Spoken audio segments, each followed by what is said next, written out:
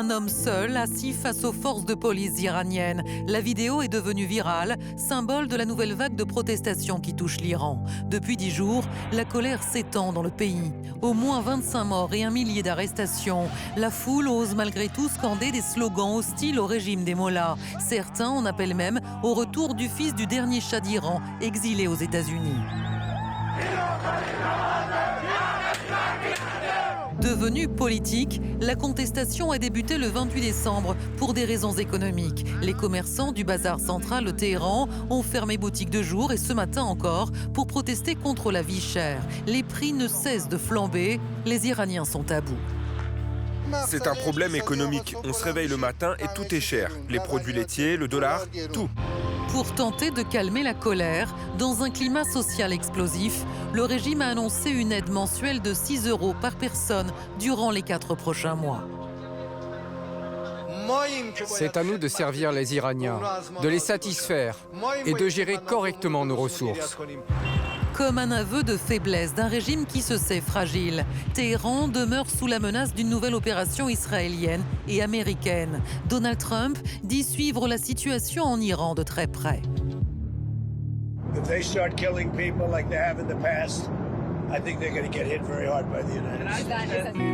Mais le régime n'a pas l'intention de fléchir face aux manifestants.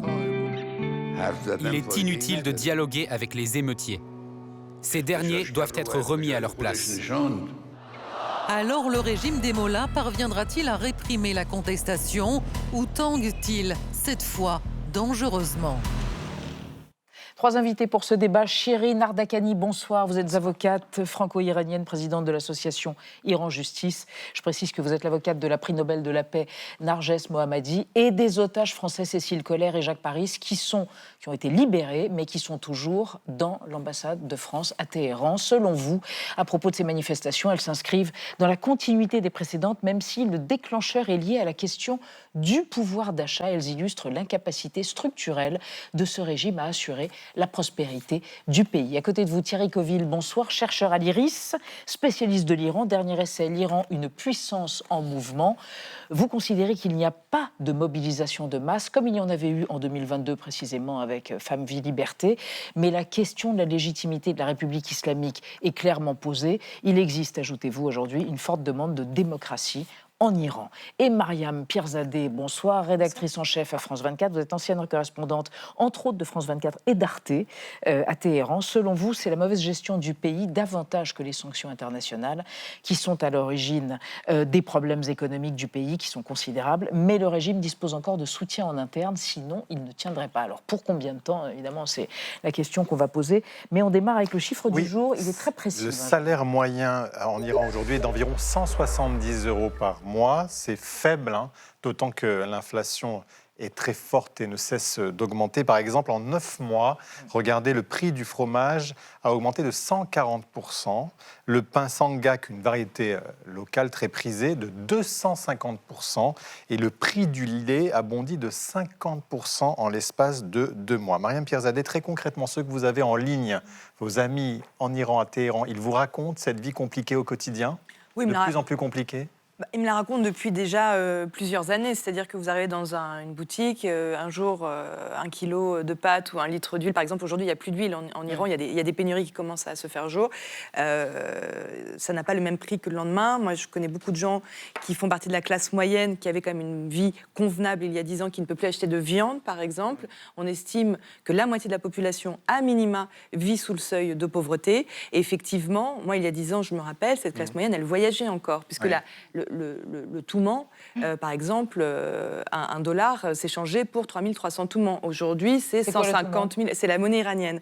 150 000, 160 000 toumans. Donc, c'est-à-dire que ça bloque totalement l'économie. On me raconte également ce qui est une valeur refuge, l'or. Quand la monnaie dévisse à ce point-là, les Iraniens se ruent pour acheter de l'or. Et ce n'est même plus affiché le taux de l'or, tellement il change de seconde en seconde. En fait, c'est incontrôlable. L'inflation est incontrôlable. Le taux de chômage, il est endémique. Les étudiants qui font des études se retrouvent à la fin de leurs études, ils n'ont pas de travail. Il n'y a pas de débouché. Il n'y a pas de débouché, il n'y a pas de futur. Donc il y a 2 solutions. C'est soit partir, soit accumuler les petits boulots, chauffeur Uber ou travailler dans des cafés. Donc pas d'avenir. C'est ce que vous entendez, Chirine Ardakani, Oui, tout à fait. C'est quand ce vous qu'on communiquez entend. avec les gens là-bas? Oui, c'est ce qu'on entend. Et puis évidemment, il y a les populations urbanisées des villes, mais il y a aussi évidemment les populations qui sont au sud de l'Iran, ou les minorités, les groupes qui sont ethniques et qui là sont plongés littéralement dans une pauvreté qui est intenable et invivable. Et d'ailleurs, ce qu'on voit dans le cadre des manifestations aussi, c'est que c'est pas des manifestations uniquement dans le bazar de Téhéran. Ça a commencé dans le bazar de Téhéran, et puis ça s'est propagé, mais surtout ça s'est propagé dans les campagnes, là où les gens aussi... Et c'est une première? Parce alors, qu'avant, les campagnes étaient plus... disons que c'est pas tout à fait une première, mais ce qu'on a vu avec le mouvement Femmes, Vie, Liberté, qui au départ partait des villes, etc., c'est qu'il n'y avait pas de ralliement au départ très spontané, des campagnes qui sont plus reculées, qui sont plus pieuses aussi, alors que les revendications de Femmes, Vie, Liberté en 2022, c'était des revendications pour l'égalité des femmes. Et on voyait que dans les campagnes, c'était quand même plus retenu. Et là, on voit que l'embrasement, c'est véritablement on le voit sur dans la les carte, petites villes. là, ça ne on concerne voit pas que uniquement c'est- les grandes alors villes, Voilà, quoi. que c'est justement pas dans les grandes villes. Et c'est précisément parce que les gens meurent littéralement de faim. C'est littéralement des révoltes d'abord de la faim avant d'être ensuite des révoltes révolutionnaires, au sens où on demande la fin C'est ça. du pouvoir politique. Thierry Colli, comment on explique cette vie chère? Est-ce que les sanctions occidentales, ils sont pour quelque chose? Oui, alors, pour ça, en tant qu'économiste, je fais attention aux termes qu'on utilise, surtout avec l'Iran. Moi, je pense que la situation économique, elle n'est pas catastrophique, mais elle est très dégradée, avec une inflation, même les chiffres officiels, c'est entre 40 et 50%. C'est énorme. Et la croissance, oui, mais ce que les économistes appellent l'hyperinflation, que connaissait le Venezuela, par exemple, c'est quand ça dépasse, alors c'est un seuil, ça dépasse 50%, et là, effectivement, ça devient incontrôlable, il n'y a plus d'encre, comme on dit en économie. D'autre part, pour répondre à votre question, on voit quand même bien, on prend les chiffres, quand même, l'inflation, le maximum qu'elle ait atteint en Iran, c'est 50%, elle avait quand même baissé suite à l'accord de 2015. Oui, Parce que sur quoi, le l'Iran, tout d'un coup, sur- exportait tout son Sur pétrole. le nucléaire. C'est assez simple, hein, l'inflation, comme dans d'autres pays. En Iran, elle dépend de la création monétaire suite au déficit budgétaire et de l'évolution du taux de change. Avec l'accord sur le nucléaire de 2015, l'Iran pouvait exporter au maximum son pétrole avec plus de devises, donc le taux de change s'est stabilisé, et il y avait plus de recettes pétrolières, donc l'inflation a ralenti, elle est passée en dessous de 10%. Ça, c'est les chiffres, hein, moi je ne fais pas des... Depuis 2018 et la réinstauration des sanctions par Donald Trump, le gouvernement il a perdu une partie de ses recettes budgétaires, il y a moins de devises, et donc effectivement l'inflation est entre 30 et 50%. Et alors, il y a un autre élément, je ne veux pas compliquer, mais c'est que ils exportent beaucoup plus de pétrole vers la Chine. Donc ça s'est un petit peu amélioré la situation économique depuis 2021, parce que tout leur pétrole est acheté par la Chine. D'un autre côté, ils ont plus de dépenses, vous allez peut-être en parler. Alors, il y a les dépenses militaires. Je pense que là, ils n'ont pas trop de choix. Et puis, il y a également tout ce qu'ils appellent subventions. Ils ont mis en place depuis quelques années un système de subventions payées directement à une grande partie des Iraniens, mais ça leur coûte très cher. C'est ce qui va se passer d'ailleurs cet Il hiver. va passer, donc, si vous voulez, c'est un peu... donner 6 euros peut-être par une fuite Iranien. en avant, mais ça, c'est ce qui explique cette inflation élevée. Alors, on va évoquer, justement, avec vous trois, élément clé de cette crise économique, vous confirmerez, semble-t-il, c'est la dévaluation de la monnaie qui a eu lieu. Oui, vous avez commencé à le dire, mais ça fait plusieurs années que la monnaie iranienne, qui s'appelle maintenant le rial, se réévalue, c'est-à-dire qu'elle perd de sa valeur par rapport au dollar. En 2022, les manifestations du mouvement Femmes, Vie, Liberté avaient déjà fait chuter ce rial. $1 américain s'échangeait alors contre 430 000 rials. Mais en 2025, plusieurs événements se sont enchaînés qui ont encore fait dévisser la monnaie pour atteindre son plus bas niveau historique. Il y a eu le retour de Donald Trump au pouvoir, le conflit avec Israël au mois de juin, et puis le rétablissement des sanctions de l'ONU au mois de septembre. Résultat, le 31 décembre, $1, vous allez le voir, s'échangeait contre 1 400 000 rials, ce qui a d'ailleurs valu sa place au gouverneur de la Banque centrale. Avec des conséquences autour de cette dévaluation. Justement, on en parlait, l'hyperinflation, les prix de la nourriture, des biens de première nécessité et d'essence augmentent fortement d'un jour sur l'autre de manière incontrôlée, ce qui impacte sévèrement le pouvoir d'achat des Iraniens. Fin décembre, l'inflation atteignait officiellement 52% selon le centre de statistiques iranien, mais cela pourrait être en réalité beaucoup plus. Alors pour apaiser la situation, le président iranien a annoncé une augmentation de 20% des salaires des fonctionnaires en 2026. Mariam Pirzadeh, l'intérêt pour un État, normalement, quand il dévalue sa monnaie, c'est de rétablir la situation économique. Là, c'est visiblement plutôt raté. C'est raté, c'est trop tard en fait. C'est plus une manifestation contre les chars, c'est vraiment des manifestations contre la République islamique. En fait, quand on voit les déclarations qui se succèdent depuis 3 jours, là, en 2 jours, le rial, qui est officiellement donc la monnaie iranienne, mais les Iraniens parlent de Touman, elle s'est dévaluée de 77% en 2 jours.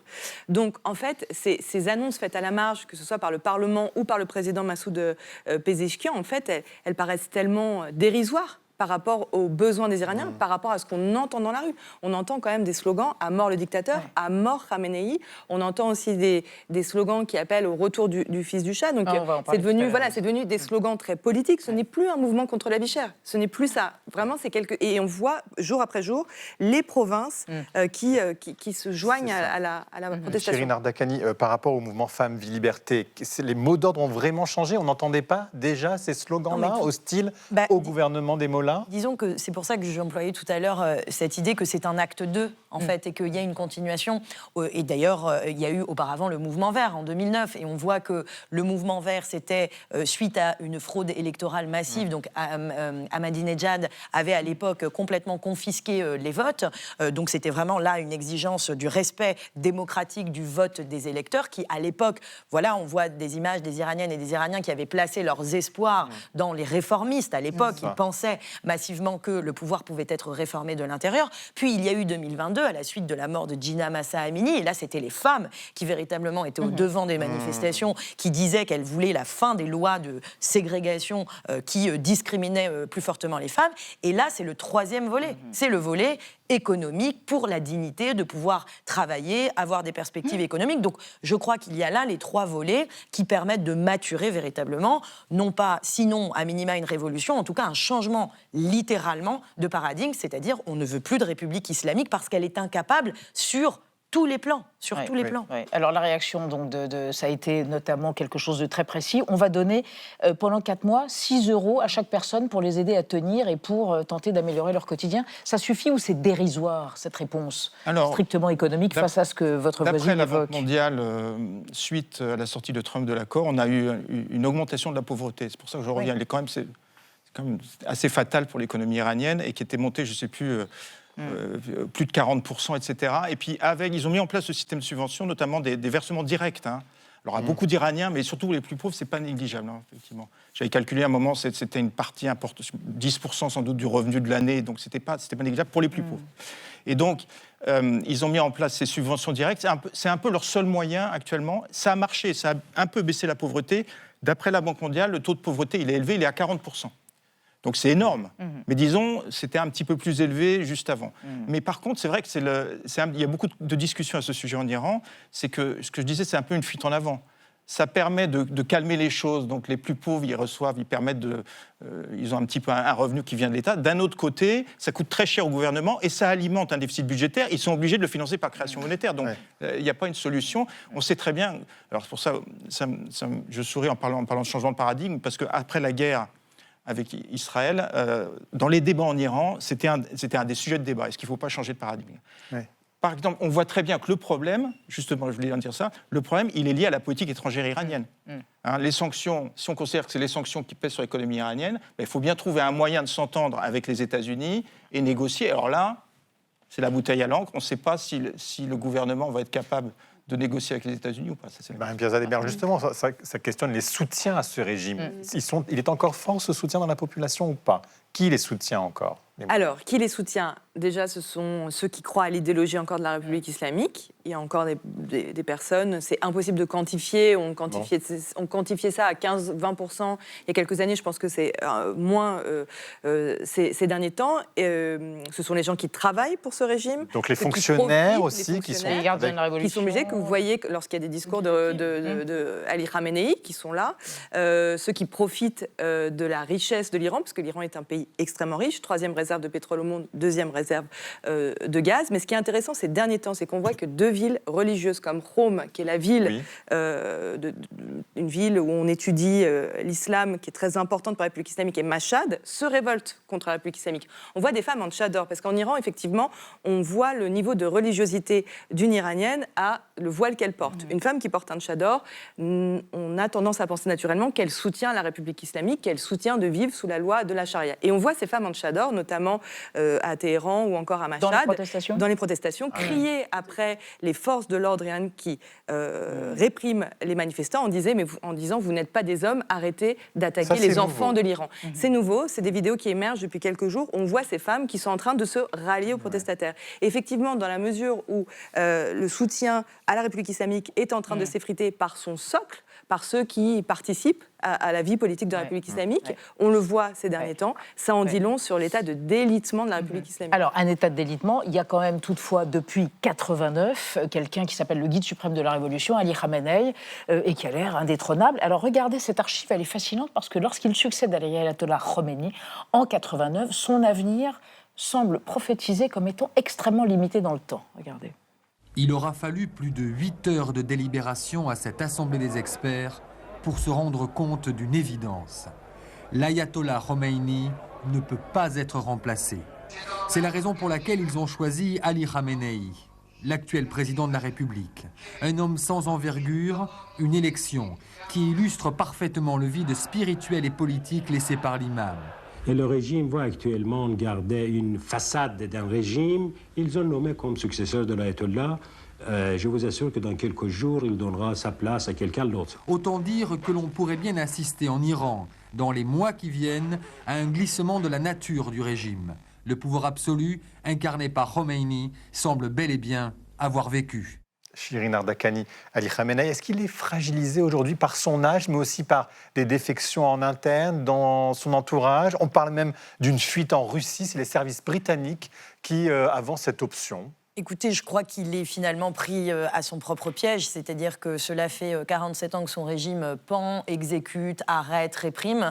Il a trouvé devant lui l'intégralité, ou en tout cas la majorité d'une population, avec la coalition, la convergence des colères contre lui, et finalement, il ne reste que l'ombre de lui-même, et à choisir finalement son point de chute et son exil, alors qu'il n'est pas encore tout à fait là, et il y aura bien volontiers après lui, sans doute déjà des gens qui se frottent les mains, y compris parmi les gardiens de la Révolution. 160 000 gardiens. Bien sûr, pour savoir qui peut potentiellement lui succéder.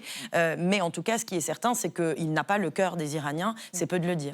Thierry Coville, sur la fragilité de ce régime, apparente, mais peut-être... Alors, elle vient de loin, c'est pas non plus, si vous voulez, ça a apparu avec ces crises 2022, mais j'ai écouté une émission qui vient d'Iran.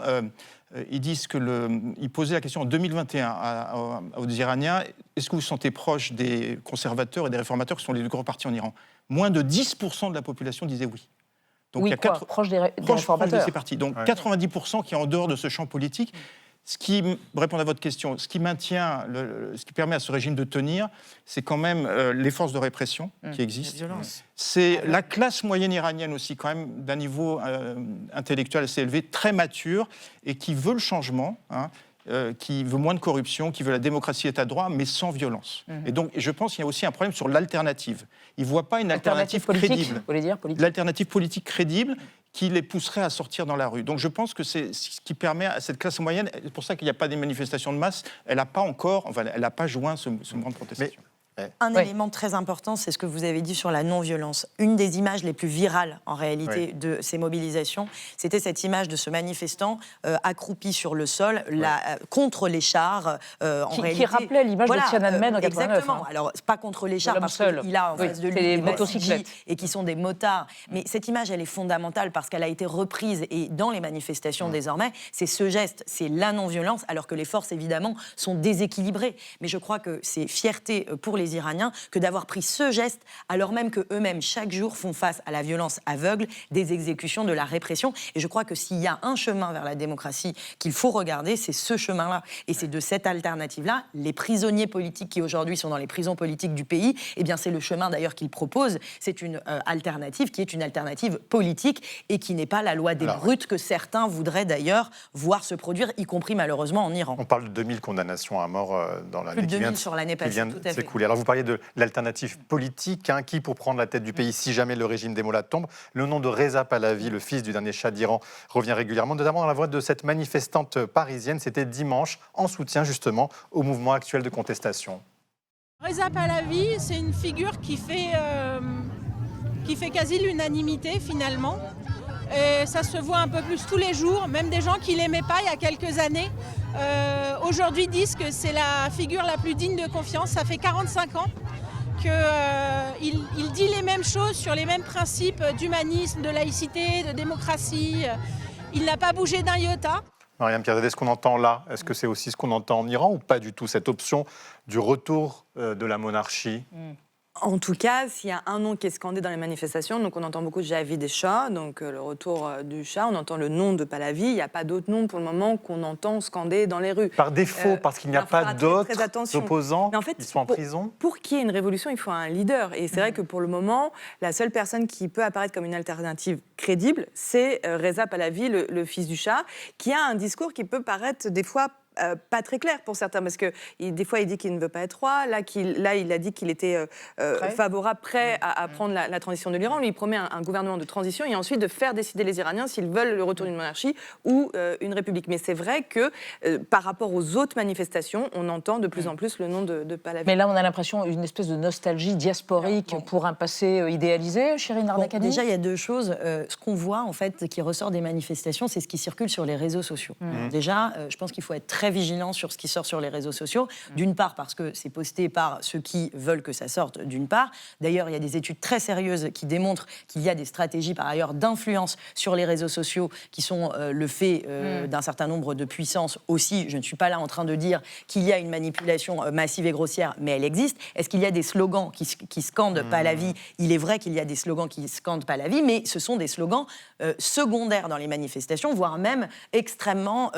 c'est pas ça le propre. Par contre, ce qui est intéressant, c'est que la diaspora, et c'est une diaspora en particulier extrêmement située politiquement, d'ailleurs, qui avait soutenu à l'époque les frappes contre l'Iran, soutien par ailleurs de Donald Trump, qui voit dans Reza Pahlavi le retour d'un passé extrêmement glorieux. Reza Pahlavi, il n'a pas moins de droits que les autres candidats potentiels, mais il n'en a pas plus que les autres. Thierry Coville, quel est l'impact des menaces de Trump, de la dernière guerre des Israéliens contre l'Iran, dans l'opinion publique? Est-ce que ça peut servir notamment au régime iranien pour continuer à souder sa population derrière lui, le nationalisme? Effectivement, il y a eu un retour du nationalisme pendant la guerre avec Israël qui a même surpris le régime, je pense. Donc, même de l'avis des Israéliens, il y a plus de soutien en Iran après la guerre qu'avant la guerre, à cause de ce nationalisme.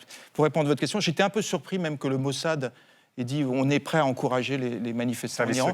Parce que, ça donne de l'eau au moulin des dirigeants iraniens qui n'arrêtent pas de répéter depuis 30 ans que ces manifestations sont organisées de l'extérieur. Alors là, effectivement, c'est même validé par Netanyahou et par Trump.